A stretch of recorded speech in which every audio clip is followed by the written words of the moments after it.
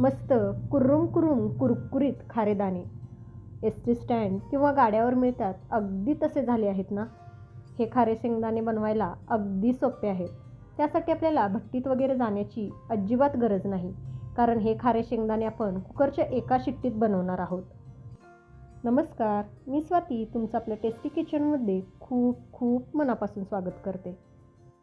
हे भट्टीसारखे खारे शेंगदाणे बनवायला अगदी सोपे आहेत. फार जास्तीचं साहित्य लागत नाही, तसंच ते पटकन बनूनही तयार होतं. चला तर वेळ न घालवता लगेचच रेसिपीला सुरुवात करूया. तर कुरकुरीत खारे शेंगदाणे करण्यासाठी इथे आपल्याला शेंगदाणे लागणार आहेत. तर तुम्ही बघितलं असेल की खारे शेंगदाणे हे शक्यतो मोठे असतात. तर बघा, आपल्याकडे असे 2 प्रकारचे शेंगदाणे असतात. एक असे पांढरट किंवा गुलाबी रंगाचे, जे की छोटे छोटे असतात, त्यांना फुले किंवा घुंगरू शेंगदाणे म्हणतात. आणि दुसरे असे हे थोड्या चॉकलेटी रंगाचे टप्पोरे टप्पोरे शेंगदाणे असतात, त्यांना सोलापुरी किंवा देशी शेंगदाणे म्हणतात. खारे शेंगदाणे करताना हे देशी शेंगदाणेच वापरा, कारण याचे खारे शेंगदाणे चवीला खूप छान लागतात. पण हे नाही मिळाले तरी तुम्ही दुसऱ्या शेंगदाण्याचंही खारेदाणे बनवू शकता. तर बघा, इथे मी अर्धा किलो देशी शेंगदाणे घेतलेले आहेत. आता हे शेंगदाणे ना आपल्याला थोडेसे वाफवून घ्यायचे आहेत. त्याकरता इथे मी कुकर घेतलेला आहे. आता या कुकरमध्ये आपल्याला सगळे शेंगदाणे घालून घ्यायचे आहेत. नंतर यामध्ये आपल्याला शेंगदाणे बुडतील इतकं पाणी घालायचं आहे. याची आपल्याला एक फक्त शिट्टी करून घ्यायची आहे. त्यामुळे जितके शेंगदाणे घेतला आहात तेवढं पाणी घाला किंवा शेंगदाणे बुडतील इतकं पाणी घाला. आता या शेंगदाण्यांना खारेपणा यावा म्हणून यामध्ये आपल्याला मीठ घालायचं आहे. तर आपल्याला जेवढं मीठ घालायचं आहे ना, त्यापेक्षा थोडं जास्त मीठ यामध्ये घालायचं आहे, कारण बरंचसं मीठ पाण्याबरोबर निघून जातं. तर बघा, इथे मी 2 मोठे चमचे मीठ घातलेलं आहे. आता कुकरचं झाकण लावायचं आहे आणि हे कुकर गॅसवरती ठेवून मोठ्या आचेवरती फक्त कुकरची एक शिट्टी करून घ्यायची आहे. आता जर तुम्हाला कुकरमध्ये शेंगदाणे शिजवायचे नसतील तर 5 ते 10 मिनटं पातेल्यात शेंगदाणे शिजवून घेतला तरीही चालेल.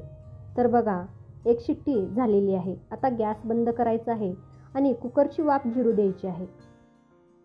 तर बघा, कुकरची सगळी वाफ जिरलेली आहे. आता कुकरचं झाकण काढायचं आहे. आता हे शिजवलेले शेंगदाणे अशा एका चाळणीत किंवा गाळणीत काढून घ्यायचं आहे आणि यातील सगळं आपल्याला पाणी निथळून घ्यायचं आहे. फक्त एका शिट्टीमध्येही हे शेंगदाणे अगदी आरामात शिजतात. बघा, शेंगदाणे शिजल्यावर याचा रंग थोडासा वेगळा झालेला आहे. आता असं एक सुती कापड अंथरून घ्यायचं आहे आणि त्यावरती हे नितळलेले शेंगदाणे घालून पसरून घ्यायचे आहेत आणि हे थोडंसं कोरडं करून घ्यायचं आहे. फार काही सुकवायचं नाही, तर वरील थोडा जो ओलसरपणा आहे ना, तो फक्त कमी व्हायला हवा. तर साधारण एक 5 ते 6 मिनटं याला आपल्याला सुकवून घ्यायचं आहे. तर बघा, 5 ते 6 मिनिटांनी हे कोरडे झालेले आहेत. आता आपण याला लगेचच भाजायला घेऊया. तर हे शेंगदाणे भाजण्याकरता एका कढईत साधारण मी 1/2 किलो मीठ घेतलेलं आहे. मी एकाच वेळी सगळे शेंगदाणे भाजणार आहे म्हणून 1/2 किलो मीठ घेतलेलं आहे. तुम्ही जर 2 ते 3 बॅचमध्ये शेंगदाणे भाजणार असाल तर अगदी 1 वाटी मीठ घेतला तरीही चालेल. हे मीठ आपल्याला असं पसरून घ्यायचं आहे. आता यामध्ये आपल्याला सगळे शेंगदाणे घालायचे आहेत आणि हे शेंगदाणे आपल्याला चांगले भाजून घ्यायचे आहेत. गॅस मोठा किंवा मध्यम ठेवायचा आहे आणि याला असं सतत हलवत भाजून घ्यायचं आहे. सुरुवातीला हे शेंगदाणे ओले असतात ना, त्यामुळे शेंगदाण्यांना बघा असं मिठाचं कोटिंग होतं, म्हणजे याला मीठ चिटकून बसतं. पण जसजसे हे शेंगदाणे कोरडे होतात तसतसे याचं सगळं मीठ निघून जातं. मोठ्या ते मध्यम आचेवरती याला सतत हलवत आपल्याला भाजून घ्यायचं आहे. तर बघा, याला मी छान असं भाजून घेतलेलं आहे. हे शेंगदाणे भाजण्याकरता मला 7 ते 8 मिनटं लागलेली आहेत. सगळं मीठ निघून गेलेलं आहे, तुम्ही बघू शकताय. शेंगदाण्याची वरची साल अगदी सहज निघत आहे. छान कुरकुरीत झालेली आहे, म्हणजे आपले शेंगदाणे भाजलेले आहेत.